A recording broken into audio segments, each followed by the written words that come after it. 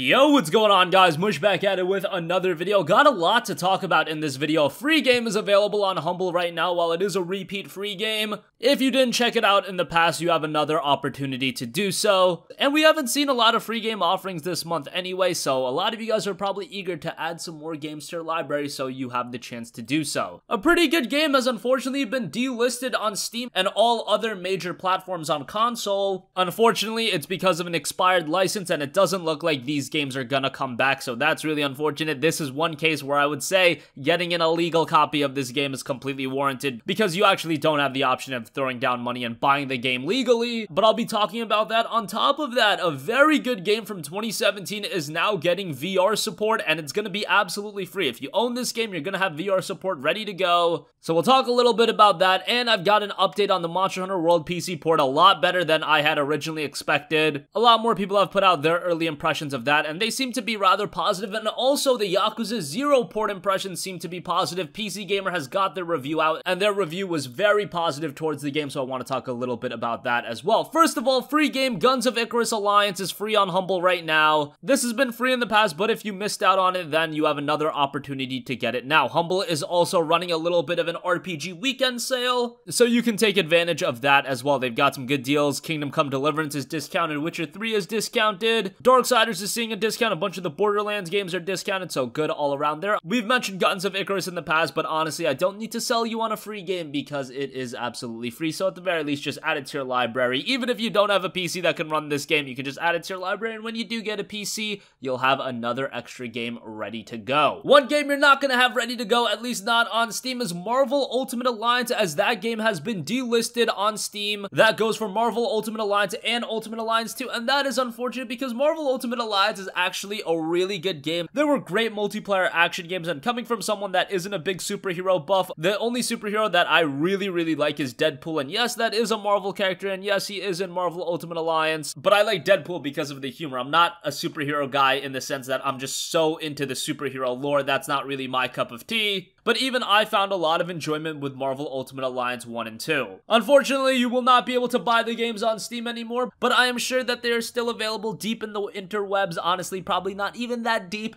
All you have to do is a little bit of a Google search. Of course, I'm not big on piracy, even if it's for a single-player game, but with this, you don't even have the option to buy it. I believe it's the same case with Alan Wake. There were some licensing issues with that game, and Alan Wake is a phenomenal game, and it's so unfortunate they've delisted that from Steam, and this is gonna fall to the wayside as well. Activision needs to reacquire the license for these games to be listed again, and unfortunately, a lot of licenses have been lost. We lost Transformers Fall of Cybertron, Transformers Devastation as well. There was Deadpool, a couple of the Spider-Man games, TMNT, Tony Hawk's Pro Skater, so that is unfortunate. These games have just vanished, and with PC, because we are buying all our games digitally, we don't even have the option of getting these games physically, so that is quite disappointing. Luckily, I do own the games on Steam, and if you own the games on Steam, of course, you will not be losing access to them. Do not worry about that. Moving right along, one of 2017's best games in Hellblade: Senua's Sacrifice is getting VR support, and it's exclusive to PC, so PlayStation VR isn't getting this. This is just being created for Vive and Oculus Rift, and chalk Hellblade: Senua's Sacrifice as one of those games that I didn't know I wanted to play in VR, but then when this was announced, I just thought, oh my god, this game in VR is going to be absolutely sick. Hellblade is already a very atmospheric game, and then if you add that layer of VR, I think that is going to make this game even better.